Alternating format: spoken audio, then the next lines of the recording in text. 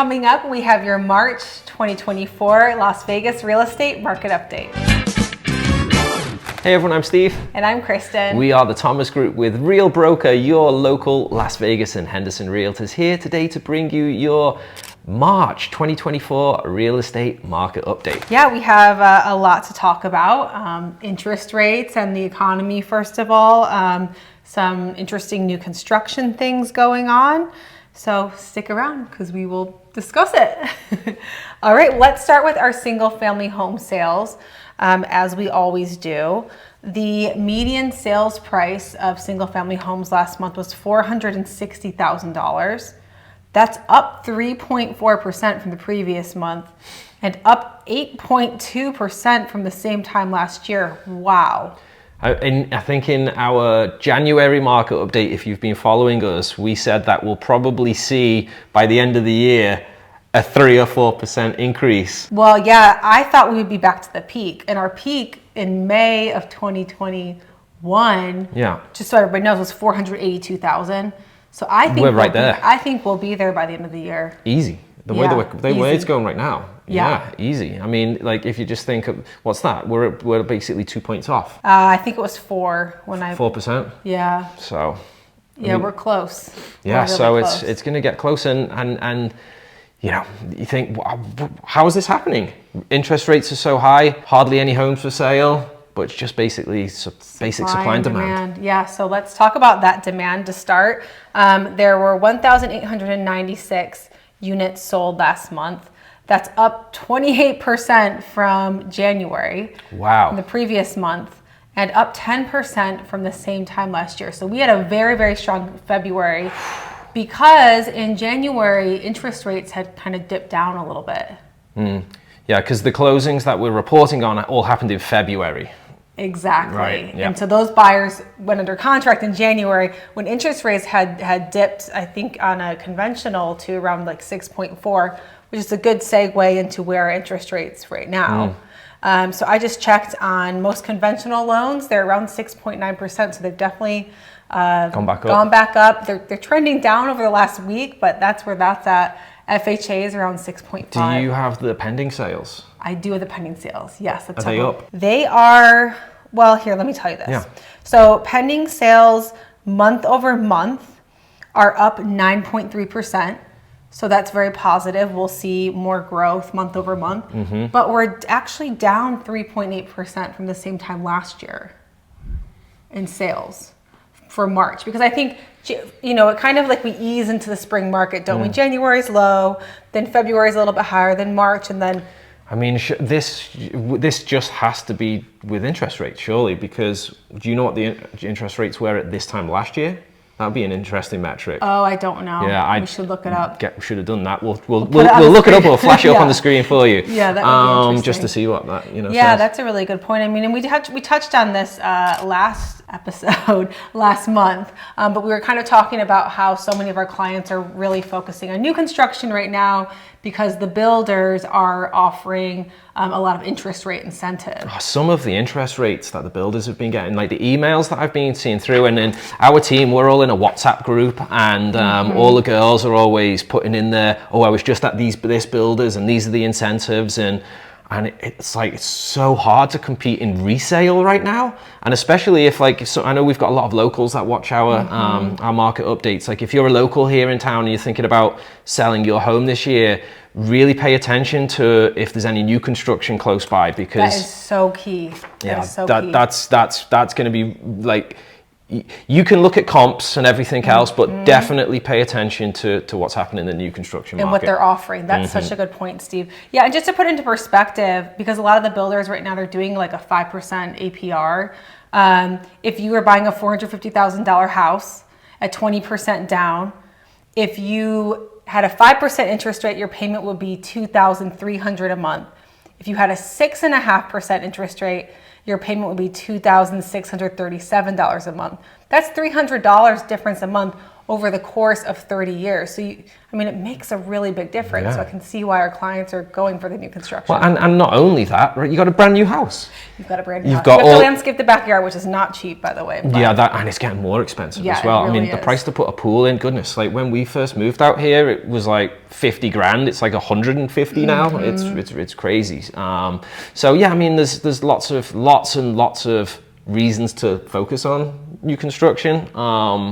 And I think, for those sellers in town that haven't put any updates into their home, you really have to price your home accordingly, because buyers are walking into a new build house and getting a brand new flooring, countertops, you name it. Exactly. Yeah, good points.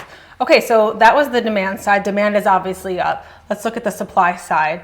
There were 6,166 single family homes available. 6,666. Yeah. Wow, okay. That's up 2.5% from the previous month, but we're down 17.4% from the same time last year. Listings increased slightly month over month. They were up 4.2%, and listings are up 13% from last year. So that sounds like a whole lot of numbers, right? But what does this actually mean for the shopper? A really good metric to look at is our months of inventory. Around 6 months of inventory is a balanced market. We are sitting at 1.8 months of inventory. Wow, it's shrinking. And it's decreased 24% month over month. So I actually just read an article in the Las Vegas Review Journal, and they had like an expert on, and they were saying, the inventory is increasing in Las Vegas, but the problem is when you only look at one part of the picture, when you don't take into account the demand as well, it really doesn't show the whole story. Right. So that article to me was misleading. It's not true, because to see our months of inventory shrinking by 25%, wow. Heavily favoring the seller. Yeah, absolutely.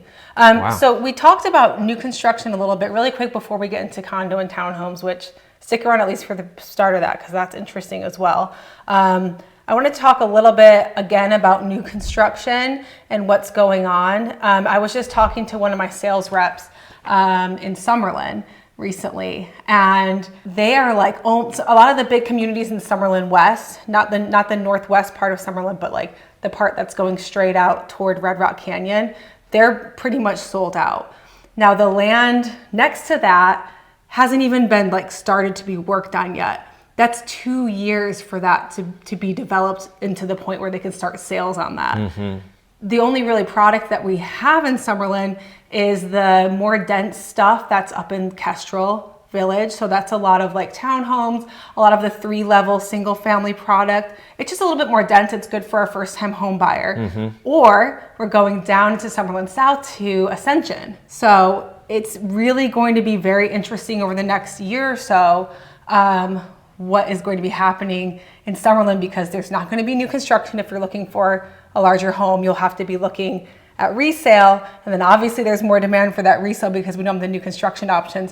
So it's pushing your prices up and up. Really, really good point. So, for those of you that are in Summerlin, locals in town thinking about selling, honestly, probably keep hold of your house for a little while if you can, because as Kristen said, that's 100% going to put upward price pressure, and it's like a harbor, right? When the tide rises in the harbor, not just one boat goes up, they all do.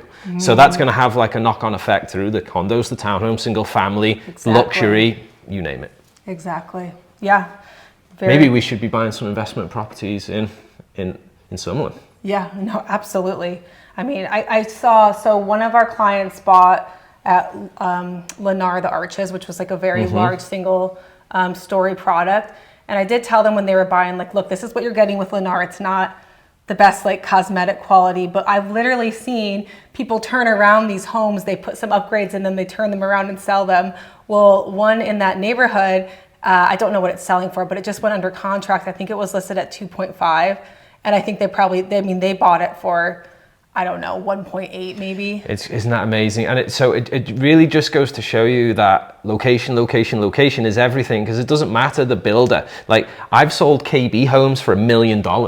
Yeah. And KB, if you're not familiar, are basically I wouldn't say a budget builder, but for definitely first time home buyers, that's who their target audience is. And you know, these homes have gone for 400,000 or 500,000 in the past and have rocketed right up just because of the location. Absolutely. Yeah, good point. Okay, so let's get into condo and townhomes because this is really interesting. Median sales price was $283,000. That's up 3% from the previous month and up 11% from the same time last year. Our peak at the very, very height of COVID craziness was $285,000. So we're $2 grand away. Off. We are almost back to the peak. Wow. Yes. So yeah, all those. I always think about these sort of like other YouTubers that are like, the real estate's burning, Las Vegas is crumbling, worst time to buy a house ever. But you know, if you listen to those people, like now you're going to be paying 5% more for your house than you could have paid. Woulda, coulda, shoulda. Yeah.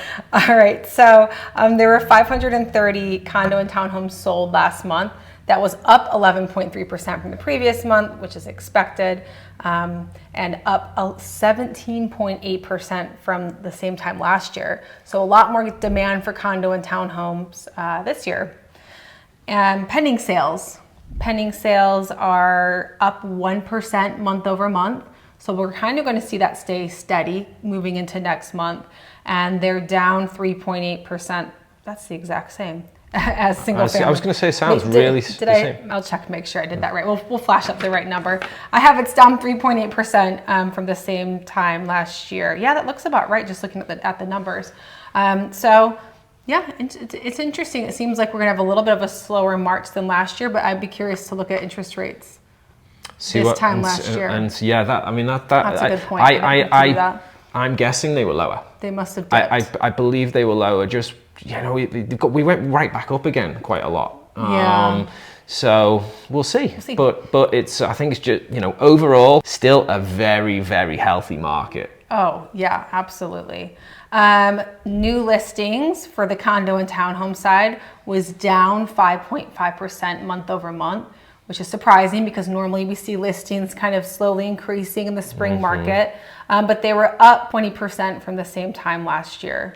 So that's good. But let's talk about what effect that's having on the actual inventory, what you can actually shop from.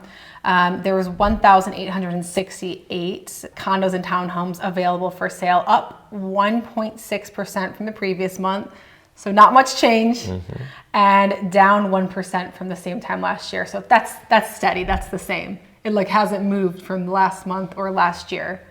And let's get to where it really matters, the months of inventory. And we are sitting at 2.2 months of inventory. It has decreased 8.3% month over month and decreased 14.7% year over year. So in conclusion, for both single family, condo and townhome, demand is outpacing supply. I mean, that's the easy way to just sum up all of our blabbering, huh? Yeah, essentially. I saw I thought it was quite interesting metric that another broker released called the cumulative days on market. And why this is, you know, is interesting, I guess, is whenever a real estate agent lists a home, if that home, you know, hasn't sold or it's gone under escrow and then they've relisted it and it's, you know, they've essentially reset those days on market to 0 and back to 1. There is a report now from Las Vegas Realtors that is adding up the whole correct days on market. Oh, that's good. Yeah. So do you know what the cumulative days on market right now across the valley are? I don't. Single family homes. I don't. I would guess, well, 50% are selling in under 30 days, but that's the cheater way. So I would say cumulative is maybe 60? 47. 47? Oh. 47 days on market is typically how long you're going to have your home on the market in the valley before we find a buyer. This now, is average? It's an average. Yeah. Definitely an average. But with us, if you want to hire us to help you sell your home, we'll bring you an offer in 30 days or I'll reduce my commission to 0%. So if you want to talk about that, give me a call. I'd love to share more info. Great. Thanks, Steve. Well, everybody, thank you so much for watching. And if you haven't subscribed to our channel, please do. You know, we have agents that specialize in all different parts of Las Vegas real estate. So we have tons of interesting content out there for you. And with that, we will see you in the next video. Thanks for watching. Bye.